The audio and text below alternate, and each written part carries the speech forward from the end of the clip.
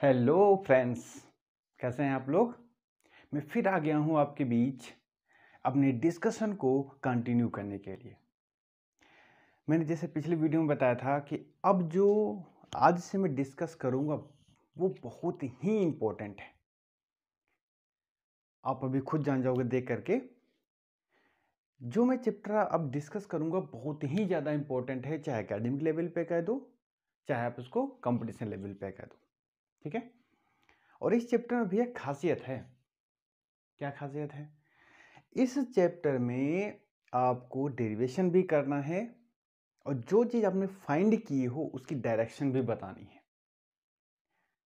ये दो चीजें इसमें पूछता है। तो चलो सबसे पहले चलते हैं चैप्टर पे, फिर अपने डिस्कशन को हम लोग कंटिन्यू करते हैं। तो आज हम लोग का जो चैप्टर स्टार्ट होगा वह है मैग्नेटिक इफेक्ट ऑफ करंट। ठीक है। इससे पहले हम लोग जो चैप्टर में, इससे पहले करंट इलेक्ट्रिसिटी वाले में, वहां पर हम लोगों ने पढ़ा था thermal effect of current. Thermal effect of current को हम लोगों ने डिस्कस किया था कि करंट की कंडक्टर के अंदर से करंट फ्लो होती है तो वहां पे वो हीटिंग इफेक्ट शो करता है। ठीक है। यहां पर हम लोग क्या पढ़ने वाले हैं कि करंट फ्लो हो रही है तो उसके चारों तरफ एक मैग्नेटिक फील्ड डेवलप हो रही है, वो है मैग्नेटिक इफेक्ट।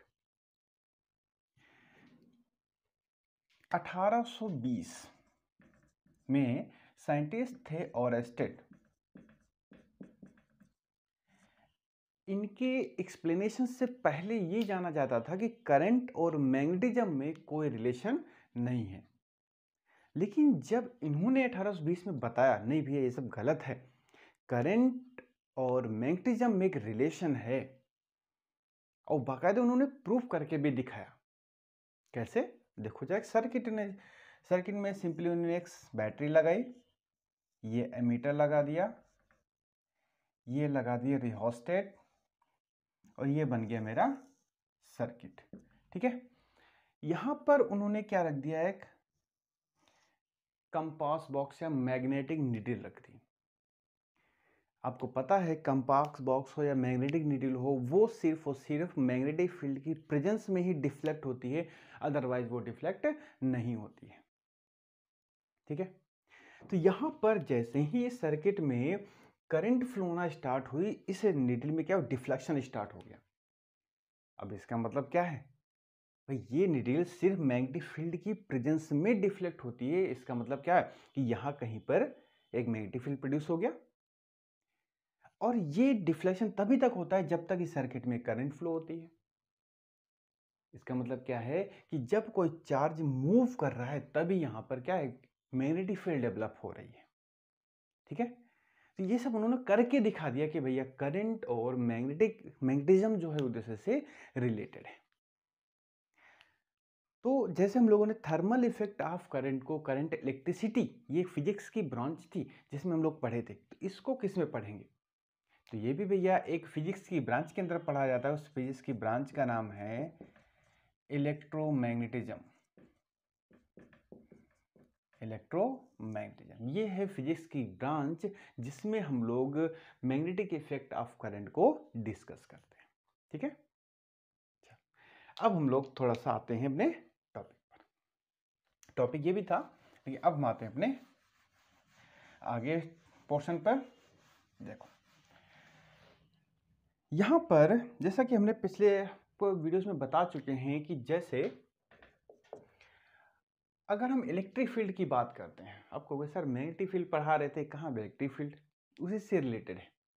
इलेक्ट्रिक फील्ड क्या था कि कोई भी एक रुका हुआ चार्ज है, उसके चारों तरफ का वो रीजन जिसमें कोई दूसरा आने वाला चार्ज अट्रैक्शन या रिपल्शन को फील करे, वो कहलाता है, वो रीजन क्या कहलाता था? Electric field. मतलब क्या हुआ कि स्टैटिक चार्ज, स्टैटिक चार्ज मतलब रुका हुआ charge. Static charge is the source of electric field. Electric field ये भैया आपका इंपॉर्टेंट है, कभी कभी उसमें आ जाता है ऑब्जेक्टिव में कि रुका हुआ चार्ज, स्टैटिक चार्ज किस टाइप की फील्ड का सोर्स होता है, तो इलेक्ट्रिक फील्ड का। ठीक है, और उस रीजन में रखा हुआ चार्ज कितने फोर्स को फील करते हैं, भी हम लोगों ने पढ़ा था। कौन सा? फोर्स एक्सपीरियंस्ड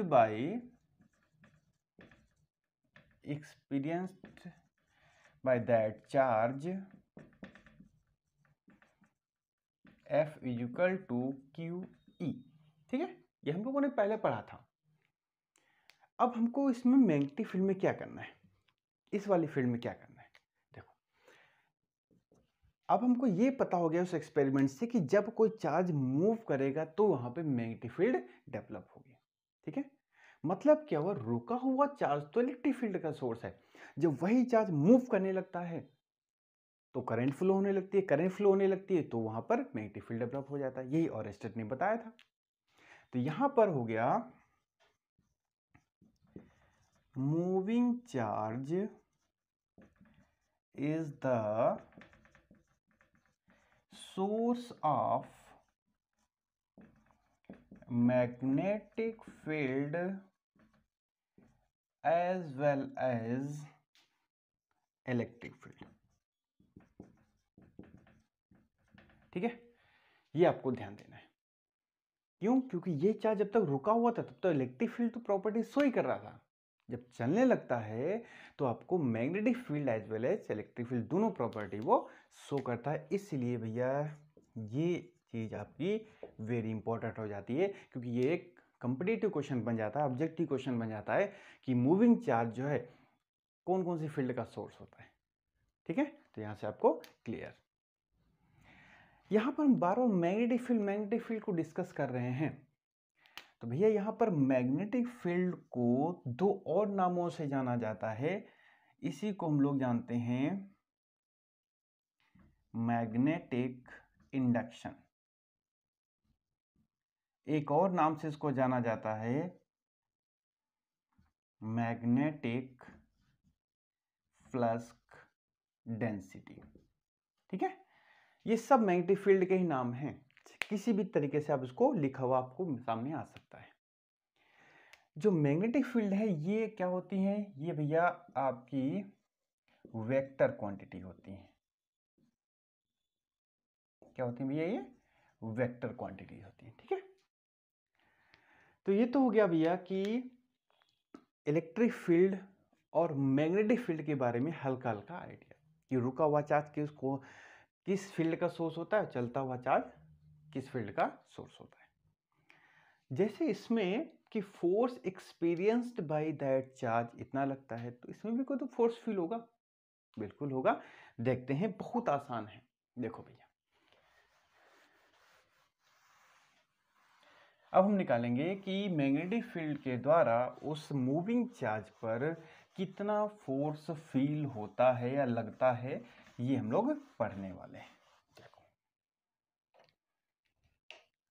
तो हेडिंग डाल लेते हैं, force on charge due to magnetic field.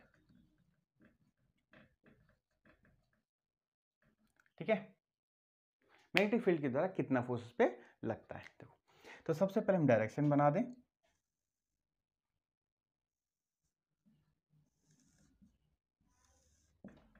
इस तरीके से ये डायरेक्शन हो गई मैग्नेटिक फील्ड की। ठीक है, यहां पर कोई एक चार्ज रखा हुआ है। ये चार्ज कैसा है? पॉजिटिव क्यू चार्ज है भैया। ये कैसा है? पॉजिटिव है। ठीक है, ये चार्ज जो है वो मैग्नेटिक फील्ड से थीटा एंगल बनाते हुए चल रहा है, जनरल एंगल लेके चल रहा है। ये इधर जा रहा है और ये भी इधर है। इसको हॉरिजॉन्टल वर्टिकल में तोड़ लेते हैं, तो इधर हो जाएगा आपका v cos थीटा और इधर हो जाएगा आपका भैया v sin थीटा। ठीक है, अब इस चार्ज पर लगने वाला फोर्स किन किन फैक्टर्स पे डिपेंड करता है, ये देखना है। देखो, तो यहाँ पर सबसे पहला जो फोर्स है वो डायरेक्टली प्रोपोर्शनल होगा Q, स्ट्रेंथ ऑफ चार्ज, कि चार्ज जो है वो कितने ज़्यादा कूलम का है, कितने कम कूलम का है। दूसरा, फील्ड की स्ट्रेंथ पर, फील्ड जो हमारी है, मैग्नेटिक फील्ड जो है वो स्ट्रॉन्ग है या वीक है, इस पर भी डिपेंड करता है। तीसरा फैक्टर, अब यहां पर देखो इस V को हमने दो पार्ट में तोड़ दिया। अब हम कौन सा पार्ट लेंगे, ये वाला लेंगे या ये वाला लेंगे? देखिए, हम उस पार्ट को कंसीडर करेंगे जो फोर्स को प्रोड्यूस करने के लिए रिस्पॉन्सिबल हो। जैसे एक एग्जाम्पल देते हैं, जैसे क्लासरूम का एग्जाम्पल देते हैं। ये आप लोगों की सीटें पड़ी हुई हैं, ठीक है, ये ब्लैक बोर्ड है, व्हाइट बोर्ड, जो भी कहो आप, ठीक है। अगर मान लेते हैं कोई बच्चा आता है बाहर से, यहाँ पर आपके टीचर लोग पढ़ा रहे हैं, और वो अगर इस गैप से आता है, यहाँ टीचर से मिल जाता है, तो कोई क्लास डिस्टर्ब नहीं होगी, आराम से वो चला भी जाएगा, मिलकर कोई दिक्कत नहीं। अगर वो आए और आपकी सीटों के ऊपर से कूदता फंता जाके सब टीचर से मिले, क्या होगा? पूरा क्लास डिस्टर्ब हो जाएगा।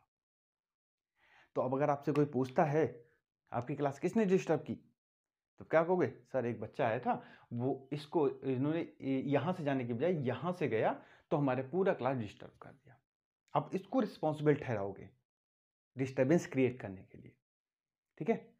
जस्ट यहाँ पे वही है, मैग्नेटिक फील्ड इस डायरेक्शन में है, V cosθ जो कंपोनेंट है वो बिल्कुल इस डायरेक्शन में जा रहा है, उसके पैरेलल, तो कोई डिस्टर्ब नहीं करेगा। ये जो कंपोनेंट है वो परपेंडिकुलर जा रहा है, बिल्कुल उसको चीरते हुए वैसे जा रहा है। तो मतलब क्या है, यही एक कंपोनेंट ऐसा है जो रिस्पॉन्सिबल है मैग्नेटिक फील्ड में डिस्टर्बेंस क्रिएट करने के लिए। वही मैग्नेटिक फील्ड क्या करेगा, उस पर फोर्स लगा देगा, ठीक है। बस ये भाई समझाने का तरीका है। तो यहां पर क्या हो जाएगा, V sin थीटा, ठीक है। अब क्या करो, तीनों को मिक्स कर दो, तो F directly proportional Q V B sine theta, directly proportional हटाएंगे तो एक कांस्टेंट ऐड कर देंगे K Q V B sine theta, ठीक है। और यहां पर इन SI यूनिट में जो K होता है वो 1 हो जाता है, तो भैया क्या आ जाएगा, F equal to Q V B sine theta, ठीक है। अब देखो जरा, रुका हुआ चार्ज क्यों मैग्नेटिक फील्ड, रुके हुए चार्ज पे क्यों मैग्नेटिक फील्ड और फोर्स नहीं लगता है, वो देखो जरा, यहाँ पर आकर लिख लेते हैं, F equal to Q V B sine theta. देखो, जब रुका हुआ चार्ज होगा तो वेलोसिटी क्या हो जाएगी, 0, इसलिए फोर्स 0, ठीक है। अब देखो, अगर हम उसको वेक्टर फॉर्म में लिख दें भैया, इन वेक्टर फॉर्म, क्या होगा, देखो जरा, F vector is equal to Q V cross B, ये भैया हो गया in vector form of force on charge due to magnetic field, ठीक है। बहुत इंपॉर्टेंट है ये हो गया इसका वेक्टर फॉर्म, ठीक है। अब हम लोग देखिए, इसमें इस चैप्टर में आपसे दो चीजें पूछी जाएंगी। एक तो डेरिवेशन, जो मैंने यहां पर कर दिया है। दूसरा पूछा जाएगा कि जो भी आपने निकाला है, फील्ड निकाले हो या फोर्स निकाले हो, जो भी है, उसकी डायरेक्शन पूछी जाएगी। यहां पर उसकी डायरेक्शन भी पूछी जाती है। ये भैया दो चीजें बहुत इंपॉर्टेंट होती हैं। देखो, मैं आपको दो रूल बताऊंगा, दो रूल से ही आपके लगभग 95% क्वेश्चन सॉल्व हो जाएंगे। वैसे तो रूल बहुत सारे होते हैं, लेकिन मैं आपको दो रूल ही बताऊंगा ओनली, बस कायदे समझ लीजिएगा। देखो, तो यहां पर ये हो गया इसका वेक्टर फॉर्म, ठीक है। अब जरा हम यहां पर लगे हाथ थोड़ा सा यूनिट ऑफ मैग्नेटिक फील्ड की बात कर लेते हैं, फिर आगे बढ़ते हैं। यूनिट ऑफ मैग्नेटिक फील्ड की बात कर लें, फिर आगे बढ़ते हैं। तो इसका SI यूनिट जो होती है वो होती है टेस्ला। और जो CGS यूनिट होती है वो होती है गॉस।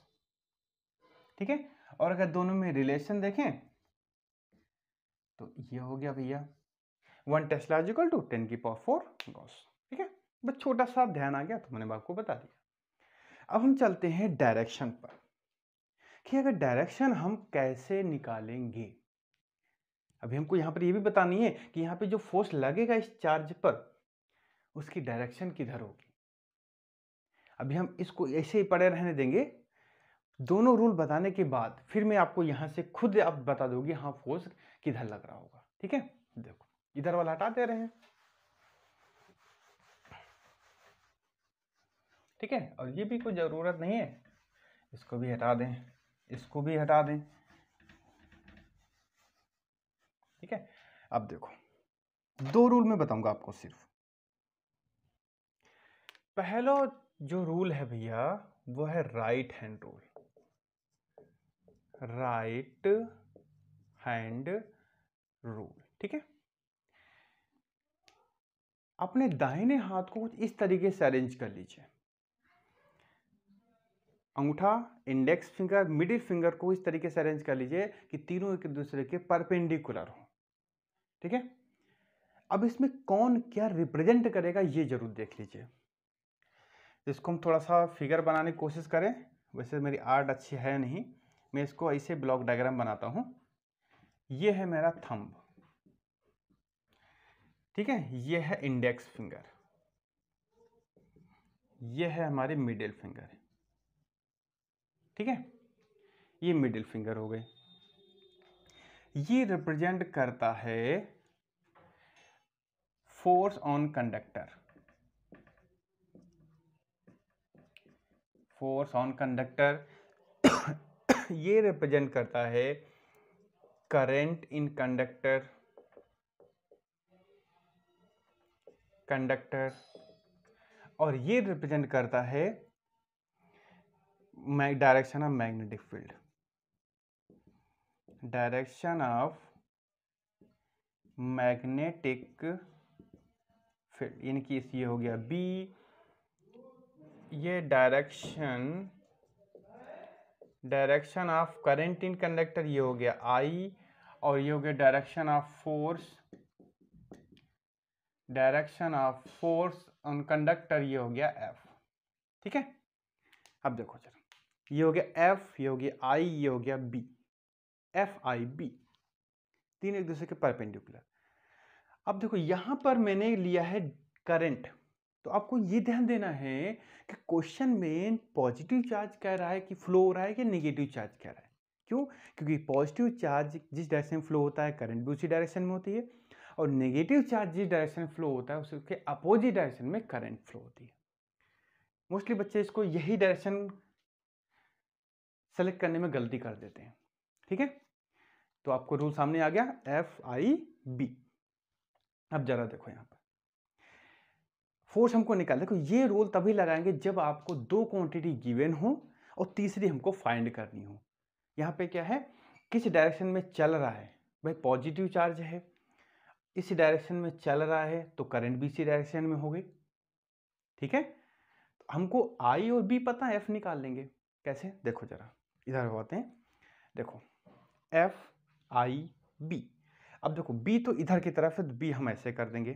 ठीक है, बी हो गया हमारी तरफ, करंट फ्लो हो रही है, ये वो चार्ज फ्लो हो रहा है नीचे की तरफ, मतलब करंट फ्लो हो रही है नीचे, तो उसको हम ऐसे कर देंगे। ये हमारी तरफ, ये हो गया इधर की तरफ। ठीक है, तो अब किधर लग रहा है, इधर की तरफ, मतलब आई और बी के परपेंडिकुलर डायरेक्शन में फोर्स वर्क कर रहा है। देखो सामने आपके हैं, मैग्नेटिक फील्ड डायरेक्शन इधर, करंट इधर, तो फोर्स किधर लगेगा, इस डायरेक्शन में ये फोर्स लग गया। ठीक है, तो इस तरीके से हम लोग कोई भी क्वेश्चन दिया होगा वहां पर निकाल देंगे। तो यहाँ पे डायरेक्शन ऑफ फोर्स किधर हो गया, V और B के परपेंडिकुलर। ठीक है, ठीक है, तो यहाँ पे लिख देंगे direction of force is perpendicular to V and P, V और B के परपेंडिकुलर है।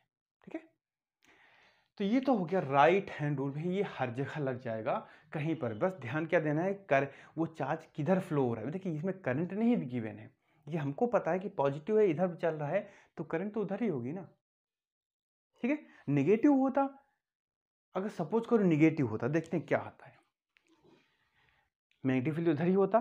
अब अगर निगेटिव वाला चार्ज नीचे फ्लो हो रहा है तो करंट ऊपर जाती, तो उसको हम क्या कर देते, ऐसे कर देते। देखो नेगेटिव फील्ड इधर, करंट ऊपर, क्योंकि चार्ज नीचे फ्लो हो रहा है निगेटिव वाला, तो फोर्स इधर लगता। अब अपोजिट होता परपेंडिकुलर ही, लेकिन अब किधर हो जाता, उसके डाउनवर्ड हो जाता, ठीक है। अभी क्या, अभी ये इधर की तरफ, फिर क्या हो जाता, पीछे की तरफ परपेंडिकुलर हो जाता, डायरेक्शन अपोजिट हो जाती, ठीक है। चलो ये तो हो गया केस। कभी कभी आपको एक रूल ऐसा बता देगा, अब देखिए ये तो मेरा हो गया कोर्स फिनिश, टॉपिक फिनिश हो, इसको हम हटा देते हैं।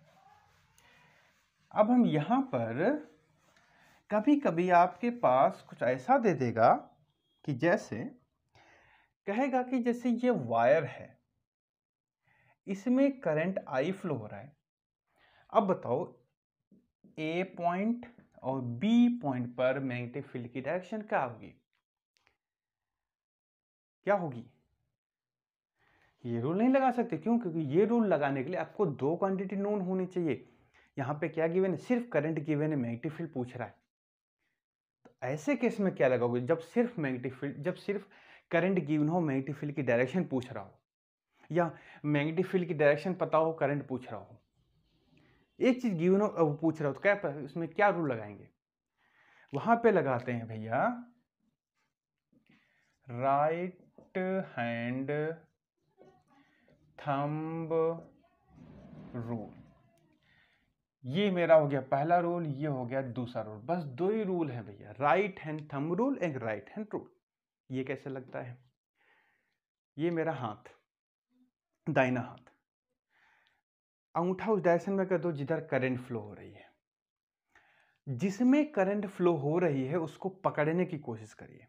जैसे ये था कंडक्टर, ऊपर की तरफ करंट फ्लो हो रही थी, अब इसको क्या करो, पकड़ने की कोशिश करो, ये माने ऊपर की तरफ इसको पकड़िएगा। देखिएगा जब पकड़ेंगे तो इधर से हाथ अंदर जाएगा उंगली, और इधर से बाहर आएगी, ऐसे तो पकड़ेंगे, ऐसे, ठीक है।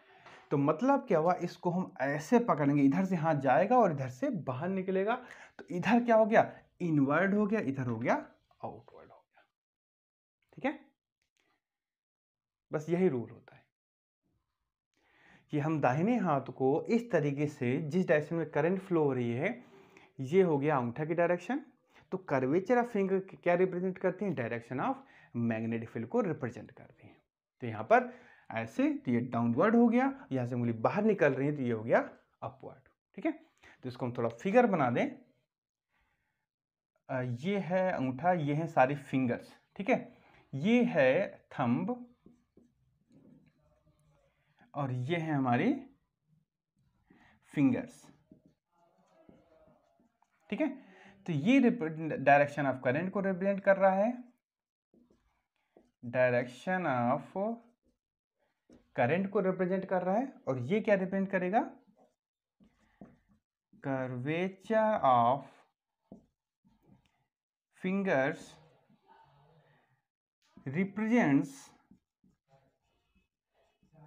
represents the direction of magnetic field, direction of magnetic field, ठीक है। तो भैया यही दो रूल हैं जिनकी हेल्प से हम लोग मैग्नेटिक फील्ड की डायरेक्शन या करंट की डायरेक्शन या फोर्स की डायरेक्शन निकालते हैं। इन दोनों की हेल्प से आप 95% क्वेश्चन आपके इसी सॉल्व हो जाने हैं, ठीक है। तो आज हम लोगों ने इसका बेसिक स्टार्ट किया है, जल्दबाजी इसलिए नहीं क्योंकि हर डेरिवेशन में, हर एक टॉपिक में उसका डेरिवेशन होगा, उसका उसमें उस चीज, जो चीज़ निकाल रहे हैं उसकी डायरेक्शन कैसे फाइंड करेंगे, यही सारी चीज़ समझनी है। और ये चैप्टर जितना आप रेगुलर के साथ देखोगे रेगुलरिटी लाओगे देखने में, उतना ही आसान लगेगा, ये मेरी गारंटी है। ठीक है, तो इसी के साथ ही भैया हम लोग आज की इस वीडियो को फिनिश करते हैं। नेक्स्ट वीडियो से हम लोग टॉपिक बायो-सेवर्ट लॉ, बहुत इंपॉर्टेंट, क्योंकि उसके कुछ एप्लीकेशन भी हैं, डिफरेंट फॉर्म्स में बायो-सेवर्ट लॉ कैसे लिखेंगे ये हम लोग डिस्कस करेंगे। ठीक है, तो आज की इस वीडियो में आप लोग इसको जरूर रिवाइज कर लीजिएगा कि यहाँ पर 2 रूल कैसे हम लोग अप्लाई करेंगे किसी भी कंडीशन में, जिससे आपको आगे के टॉपिक में कोई दिक्कत ना आए। ठीक है, और भैया जो इस चैनल पर नए हैं, चैनल को सब्सक्राइब कर लीजिए, बेल आइकन दबा लीजिए, जिससे अब मैं जो वीडियो डालता हूँ उसका नोटिफिकेशन तुरंत आपके पास पहुँच जाए। लाइक शेयर भी करते रहिए। तो फिर भैया फिर नेक्स्ट वीडियो में आपसे मुलाकात होती है, तब तक के लिए अपना ख्याल रखिए। Take care and bye bye.